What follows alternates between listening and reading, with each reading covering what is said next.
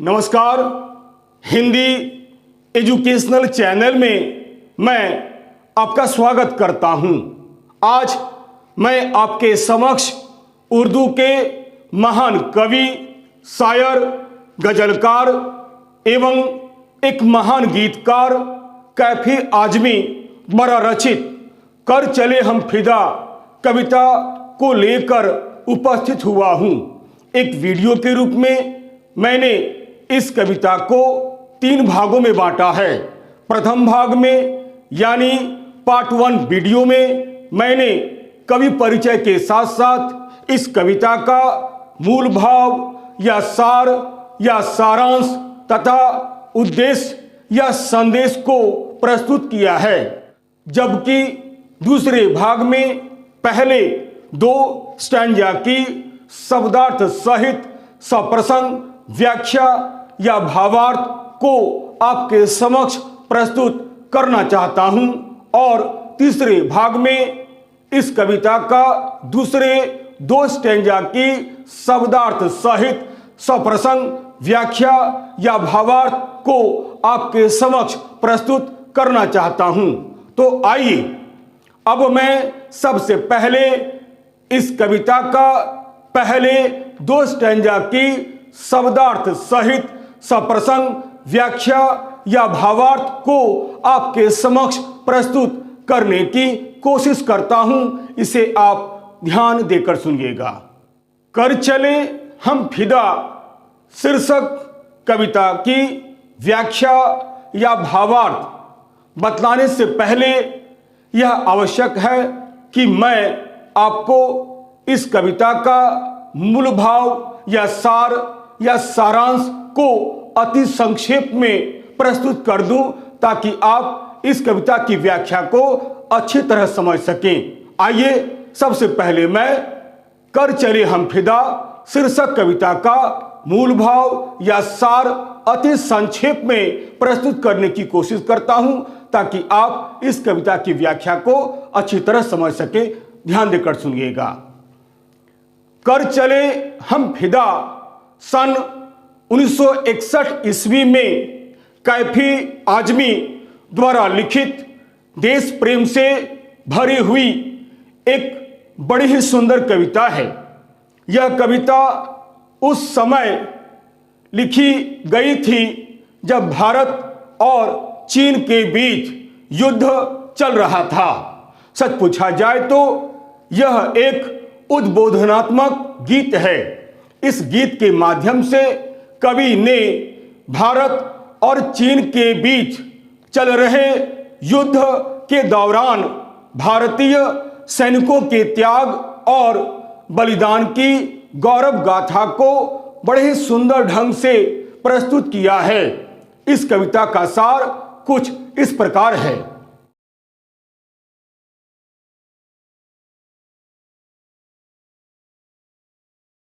भारत और चीन के बीच युद्ध चल रहा था, जिसमें हजारों सैनिक बुरी तरह घायल हो चुके थे।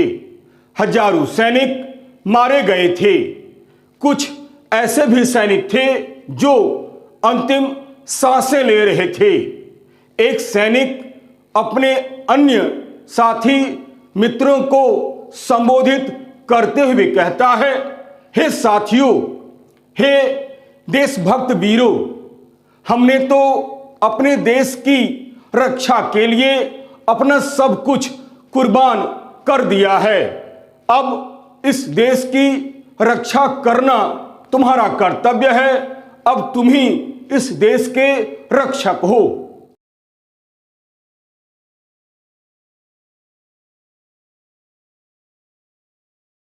हमने तो अंतिम सांस तक हिमालय का सिर झुकने नहीं दिया है।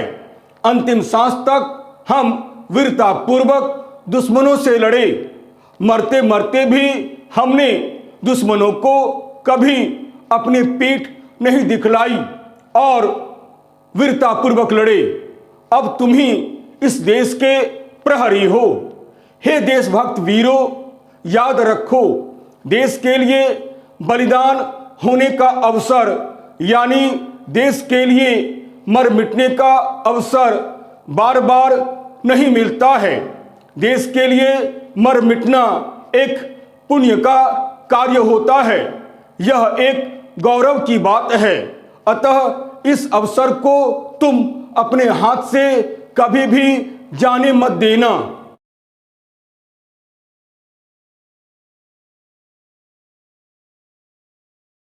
वह कहता है, तुम कितने भाग्यवान हो, आज यह धरती बिल्कुल तुम्हारी दुल्हन की तरह प्रतीत हो रही है। अतः अब तुम्हें इसकी लाज की रक्षा करना है। देश के लिए मर मिटने के लिए हमने जो नई राह बनाई है, यह कारवां कभी खत्म नहीं हो। देश के लिए अपना सर्वस्व बलिदान करने वाले वीर बलिदानियों के जत्थे तुम भेजते रहना।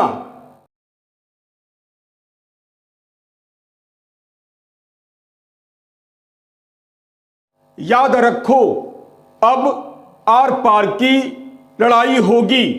जिंदगी मौत से गले मिलने जा रही है। ऐसे अवसर पर तुम डर कर चुपचाप छिपकर कहीं बैठ नहीं जाना, बल्कि हंसते हुए अपना सर्वस्व बलिदान देने के लिए सदैव तैयार रहना। हे भारत माता के वीर सपूतों, याद रखो, अब समय आ गया है कि तुम अपने रक्त से धरती पर एक लकीर खींच दो, ताकि भारत की सीमा पर कोई भी रावण रूपी दुश्मन प्रवेश नहीं कर सके। और यदि कोई आंख उठाकर देखे या भारत की सीमा पर प्रवेश करने की कोशिश करे, तो तुम उसका मुंह तोड़ जवाब दो।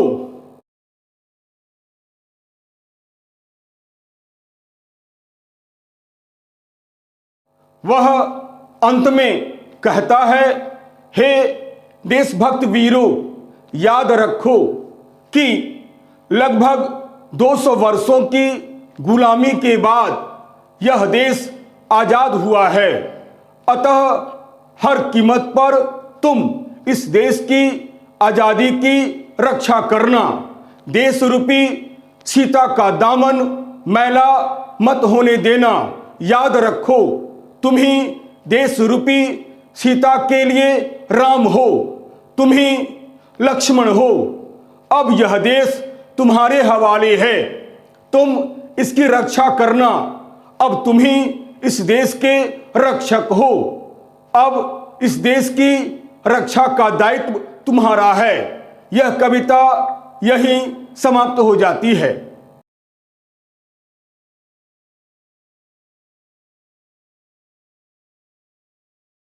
आइए अब मैं आपके समक्ष कैफी आजमी द्वारा रचित कर चले हम फिदा शीर्षक कविता का शब्दार्थ सहित सप्रसंग व्याख्या या भावार्थ को प्रस्तुत करने की कोशिश करता हूं।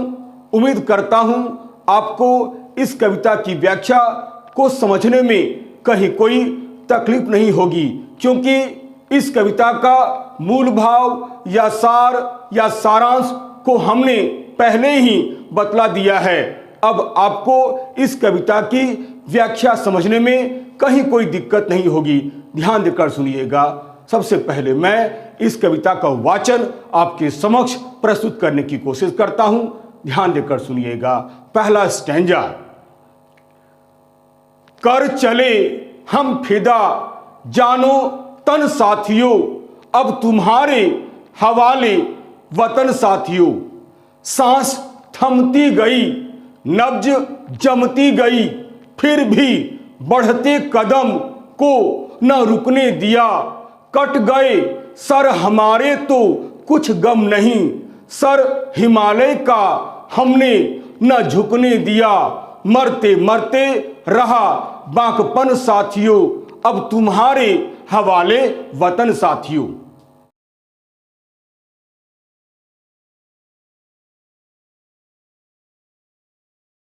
उपर्युक्त पद्यांश में जो कठिन शब्द उभर कर आए हुए हैं, मैं उन कठिन शब्दों के अर्थ को यहाँ पर बतलाने की कोशिश करता हूँ। साथ ही साथ विद्यार्थियों से यह मैं अनुरोध करता हूँ कि कठिन शब्दों के अर्थ को लिखने की कोशिश करें, साथ ही साथ याद करने की भी कोशिश करें, ताकि जब भी आप मेरे वीडियो को सुने या देखें आपको अर्थ समझने में कहीं कोई कठिनाई उत्पन्न न हो। ध्यान देकर सुनिएगा। शब्दार्थ।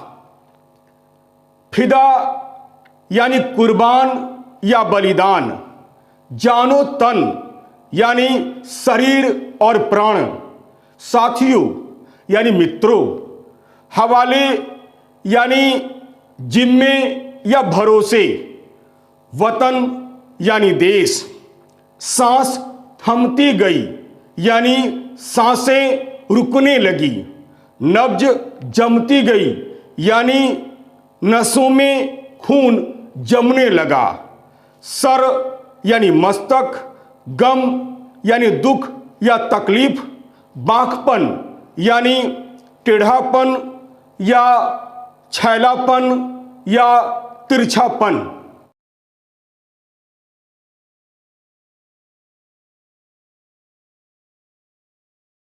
आइए अब मैं इस कविता का संदर्भ और प्रसंग प्रस्तुत करने की कोशिश कर रहा हूं।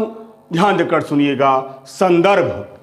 प्रस्तुत पंक्तियां हमारी पाठ्य पुस्तक के कर चले हम फिदा नामक शीर्षक कविता से ली गई है।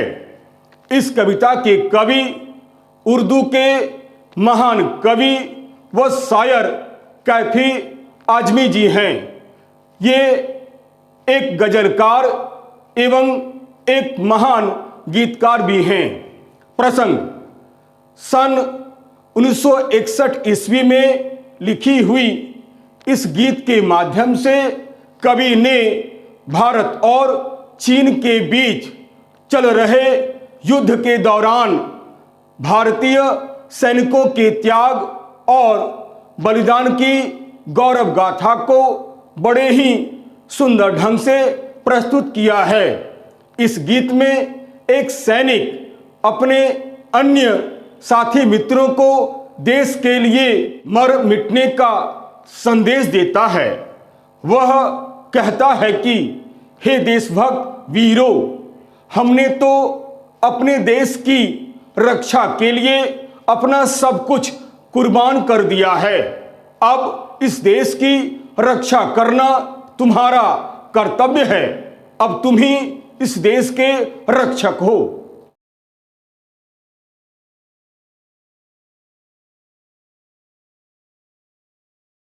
आइए अब मैं आपके समक्ष इस कविता की दो पंक्तियों को पढ़कर इसकी व्याख्या आपके समक्ष प्रस्तुत करने की कोशिश करता हूं। इसे आप ध्यान देकर सुनिएगा ताकि व्याख्या समझने में आपको किसी प्रकार की कोई कठिनाई उत्पन्न न हो। ध्यान देकर सुनिएगा। व्याख्या। कर चले हम फिदा जानो तन साथियों, अब तुम्हारे हवाले वतन साथियों।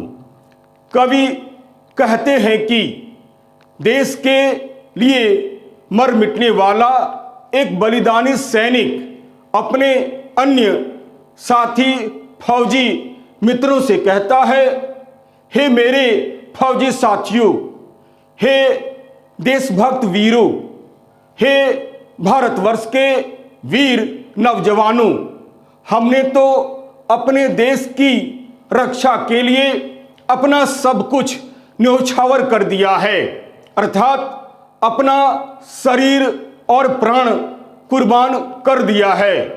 अब हम इस दुनिया को छोड़कर जा रहे हैं, अर्थात हमारे कई साथी इस देश की रक्षा करते हुए अपना सर्वस्व बलिदान करते हुए इस संसार को छोड़कर हमेशा हमेशा के लिए जा रहे हैं। अब वे इस देश को तुम्हारे हवाले कर रहे हैं। अतः अब इस देश की रक्षा करना तुम्हारा कर्तव्य है। अब तुम ही इस देश के रक्षक हो, अब तुम ही इस देश के प्रहरी हो।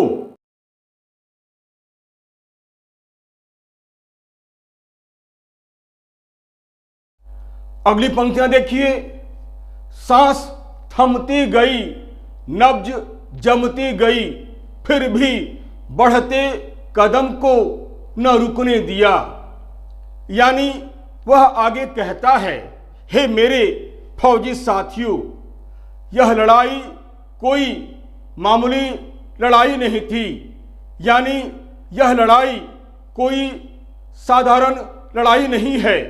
दुश्मनों से लड़ाई लड़ते समय कई बार हमारी सांसें रुकने लगी थी।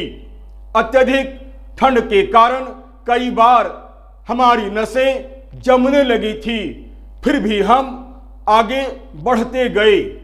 हम हिम्मत नहीं हारी, अर्थात बर्फ से ढकी हुई पहाड़ियों में भी हिम्मत के साथ आगे बढ़ते गए। अतः तुम भी इसी तरह सदैव आगे बढ़ते रहना।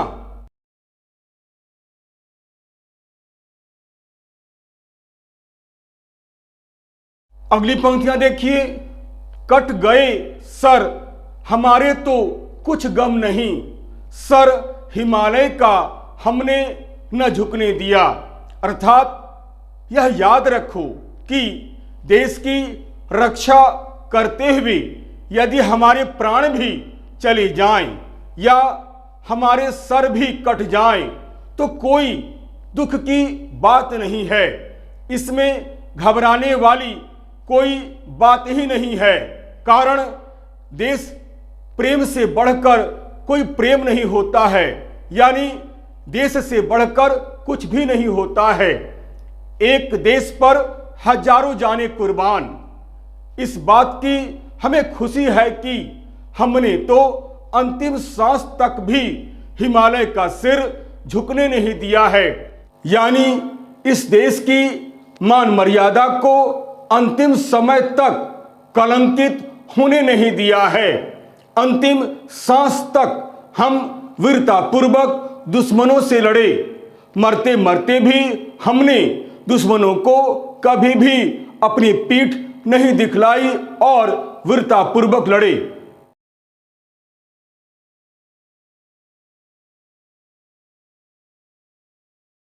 अगली पंक्तियां देखिए। मरते मरते रहा बाकपन साथियों, अब तुम्हारे हवाले वतन साथियों।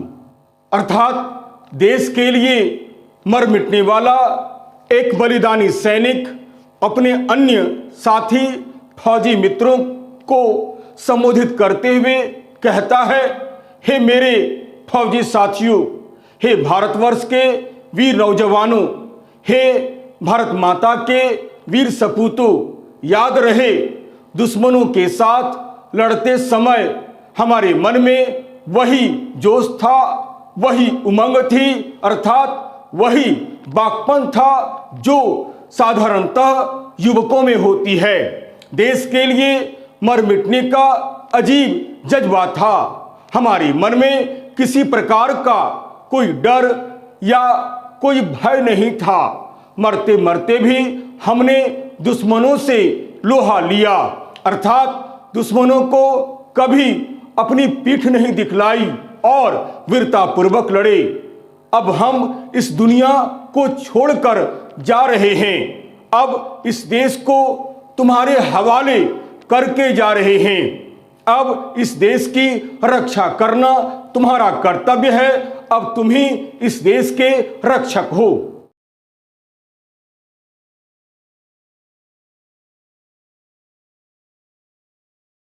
दूसरा स्टैंजा ध्यान देकर सुनिएगा। जिंदा रहने के मौसम बहुत है मगर जान देने की रुत रोज आती नहीं।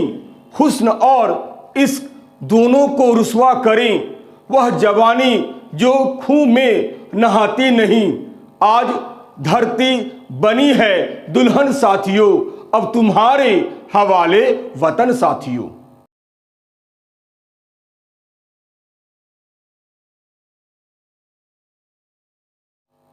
उपर्युक्त पद्यांश में जो कठिन शब्द दिखलाई दे रहे हैं, मैं उन कठिन शब्दों के अर्थ को यहां पर बतलाने की कोशिश कर रहा हूं।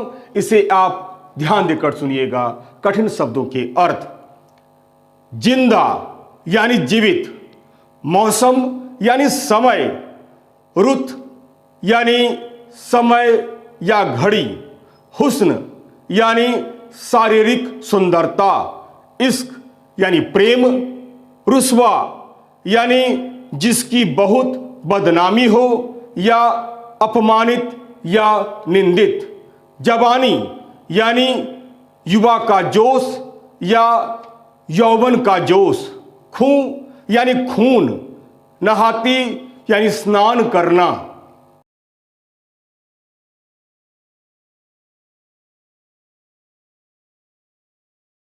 संदर्भ वही, प्रसंग वही।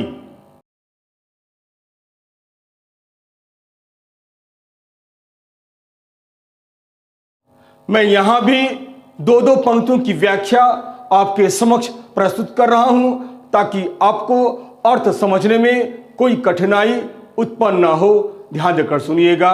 व्याख्या: जिंदा रहने के मौसम बहुत हैं मगर जान देने की रुत रोज आती नहीं। यानी देश के लिए मर मिटने वाला एक बलिदानी सैनिक अपने अन्य साथी फौजी मित्रों से आगे कहता है, हे मेरे फौजी साथियों, हे मेरे साथियों, हे देशभक्त वीरों, हे भारत माता के वीर सपूतों, याद रखो जिंदगी जीने के तो बहुत अवसर हैं, अर्थात जिंदगी को खुशहाल तरीके से जीने के लिए बहुत अवसर मिल जाते हैं, लेकिन देश के लिए बलिदान होने का अवसर यानी देश के लिए मर मिटने का अवसर बार बार प्राप्त नहीं होता है। वे लोग बड़े ही सौभाग्यशाली होते हैं जिन लोगों को यह अवसर प्राप्त होता है और देश के लिए अपना सब कुछ हंसते हुए बलिदान कर देते हैं। देश के लिए मर मिटना एक पुण्य का कार्य है, यह एक गौरव की बात है। अतः इस अवसर को तुम अपने हाथ से जाने मत दो।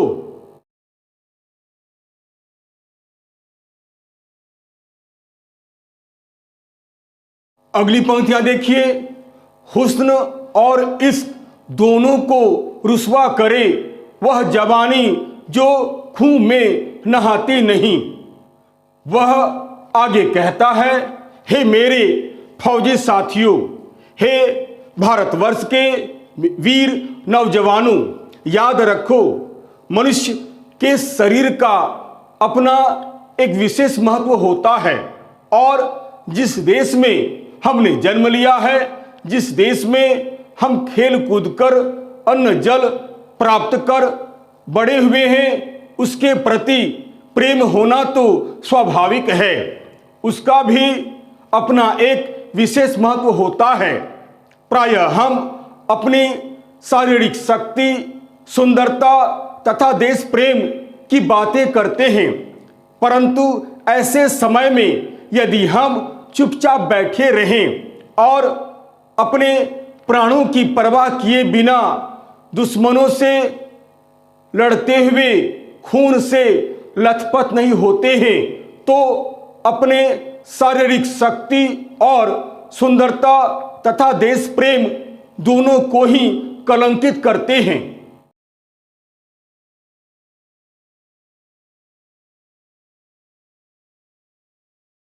यानी हम दोनों की निंदा करते हैं, हम दोनों को बदनाम करते हैं।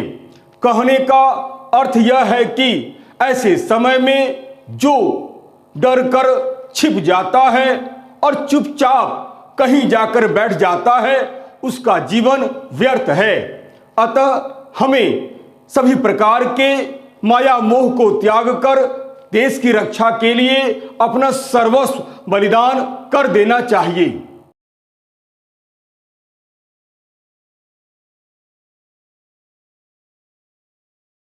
दूसरे स्टैंजा की अंतिम पंक्तियों की व्याख्या मैं यहां पर प्रस्तुत कर रहा हूं, इसे आप ध्यान देकर सुनिएगा। आज धरती बनी है दुल्हन साथियों, अब तुम्हारे हवाले वतन साथियों।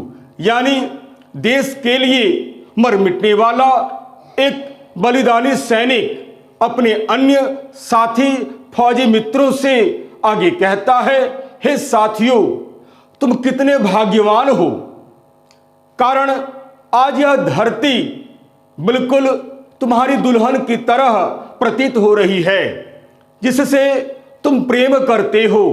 अतः तुम इसकी लाज की रक्षा करना, आवश्यकता पड़ने पर रक्षा के लिए अपना सब कुछ कुर्बान कर देना। अर्थात जिस प्रकार एक युवक अपनी दुल्हन से बहुत अधिक प्रेम करता है,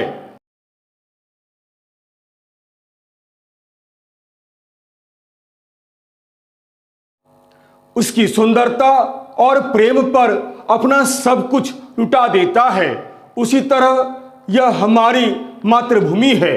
तुम्हें भी उसकी रक्षा करने के लिए अपना सब कुछ लुटा देना चाहिए। अतः किसी भी कीमत पर अपनी मातृभूमि की रक्षा करना। अब हम इस दुनिया को छोड़कर जा रहे हैं, अतः अब यह देश तुम्हारे हवाले कर जा रहे हैं।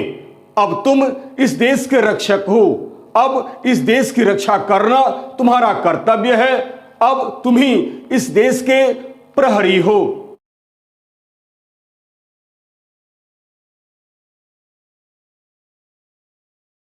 यदि आपको यह वीडियो अच्छा लगता है तो इसे आप लाइक अवश्य करें, अपने सगे संबंधियों को भी इसे अवश्य शेयर करें। और हाँ, चलते चलते मेरे इस वीडियो को, मेरे इस चैनल को आप अवश्य सब्सक्राइब करें।